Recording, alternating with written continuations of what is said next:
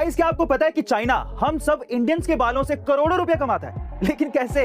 दरअसल जब आप अपने बाल कटवाने के लिए बार्बर के पास जाते हैं तो बार्बर आपके बालों को 2 से 6 हजार रुपए किलो के हिसाब से एक लोकल वेंडर को बेच देता है। अब लोकल वेंडर्स इसे एक बड़ी कंपनी को बेच देते हैं और फिर ये बड़ी कंपनी इसे चाइना को एक्सपोर्ट कर देती है। और इसका सबसे बेस्ट एग्जांपल है तिरुपति बालाजी टेंपल, जहां हर साल काफी सारे भक्त अपने बालों को डोनेट करते हैं और फिर इन बालों को आगे जाकर मंदिर के ट्रस्ट के द्वारा एक कंपनी को ऑक्शन में करीबन 126 करोड़ रुपयों में बेच दिया जाता है। अब जिस भी कंपनी ने इसे खरीदा है वो इन बालों को चाइना जैसी कंट्री में एक्सपोर्ट करने की सोचती है, क्योंकि चाइना में जाकर इन बालों की कीमत 10 गुना तक हो जाती है, जिससे उस कंपनी को तो फायदा होता ही है। चाइना भी इन बालों से विग बनाकर हर साल करोड़ों रुपए छापता है। गाइस, क्या आप इससे पहले तक ये इंटरेस्टिंग फैक्ट जानते थे? और अगर नहीं तो कमेंट सेक्शन में जरूर लिखिएगा।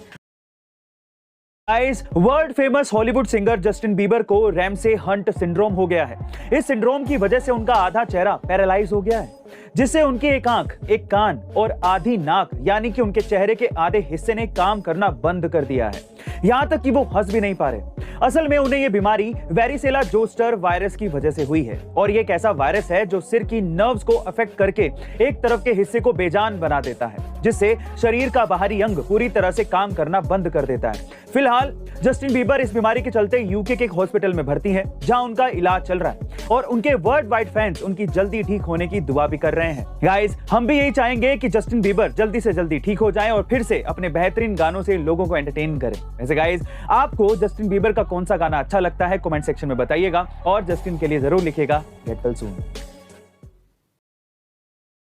इंडिया के बैंक नोट्स यानी कि हरी पत्ती के बारे में 5 ऐसी चीजें जो शायद आपको नहीं पता होंगी। पहला, गांधी जी की फोटो सबसे पहले साल 1969 में नोट्स यानी कि हरी पत्तियों पर आई थी और आपको यह जानकर हैरानी होगी कि यह फोटो कोई ड्राइंग नहीं है बल्कि उनकी ओरिजिनल फोटो है।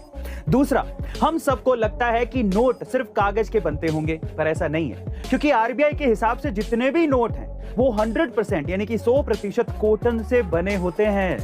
तीसरा, आज भले ही 2000 का नोट सबसे बड़ा आपको लगता हो या आप मानते हो, लेकिन एक समय ऐसा भी था कि इंडिया में 10,000 रुपए का नोट भी छपा था। चौथा और आखिरी, साल 1950 में इंडिया में सबसे पहले गांधी जी वाले नोट प्रिंट हुए थे, जिसमें सबसे पहले 2 रुपए, 5 रुपए, 10 रुपए और 100 रुपए के नोट्स को प्रिंट किया गया था। वैसे गाइस, इंडियन करेंसी यानी कि हमारी हरी पत्ती के बारे में ऐसा कौन सा फैक्ट है जो आपको सबसे अच्छा लगा कमेंट सेक्शन में लिखिएगा। गाइस, एप्पल के फाउंडर स्टीव जॉब्स आज भी जिंदा होते अगर उन्होंने ये गलती ना की होती।